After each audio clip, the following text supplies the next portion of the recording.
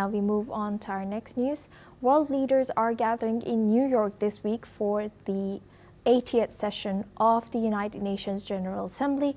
The high-level debate will open on September 23rd and continue until September 29th. This year's theme focuses on peace, development, and human rights as the UN marks its 80th anniversary.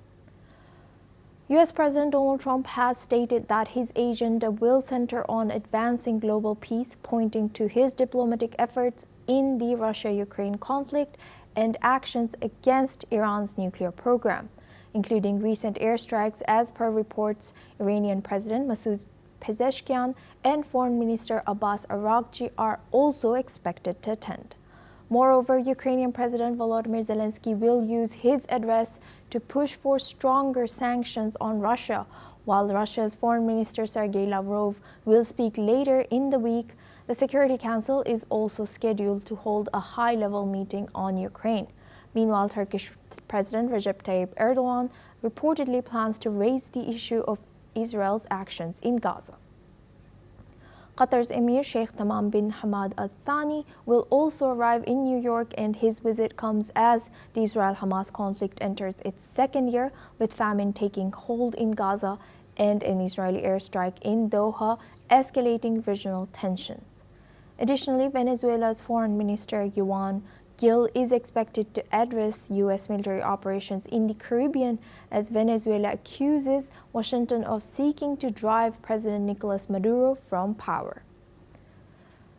Syria's conflict and its humanitarian crisis are also expected to feature prominently in these discussions.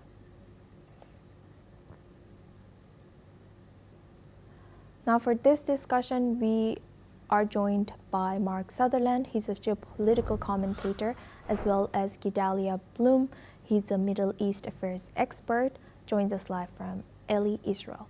First, I would like to go to Gedalia. Gedalia, from our earlier discussion, thank you very much to both our guests for staying with us. And Gedalia, from our first discussion, you mentioned that the success of one-state solution, not two. Can you tell us what do you mean by that, and maybe briefly tell us the reason or history?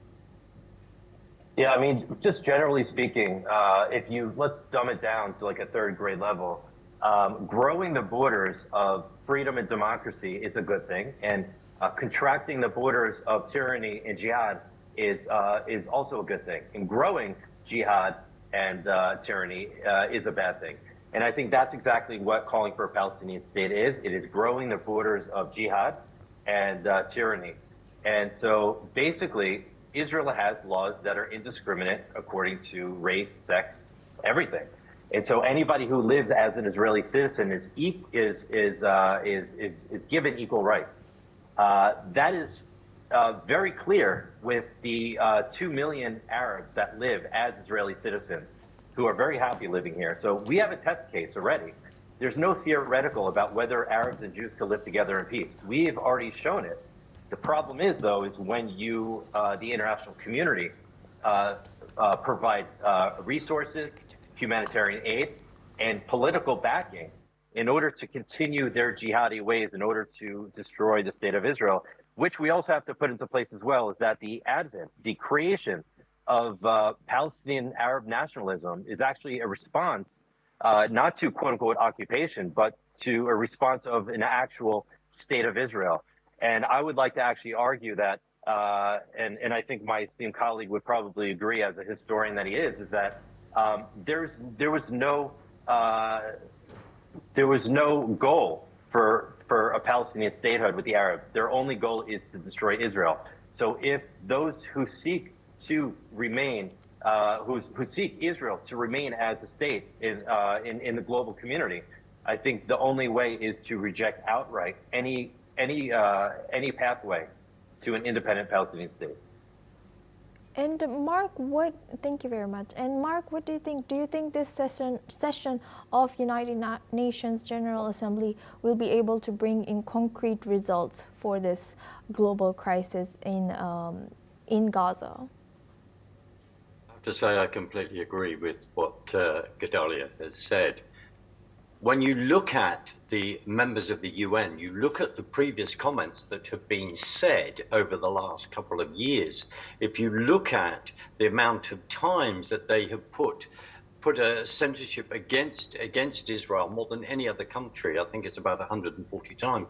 You have to bear all of this in mind. And as much as it's profoundly uncomfortable beyond this discussion for some, it is about basically getting rid of Israel as a nation state. That is what these people, this is what other countries surround wish. We have to remind ourselves of what Iran has been up to by creating this fire of the Hamas, the Houthis, what has been Hezbollah, etc. And remember all of this and the ideology that they have, where they call America the big state, Satan, and Israel the little Satan.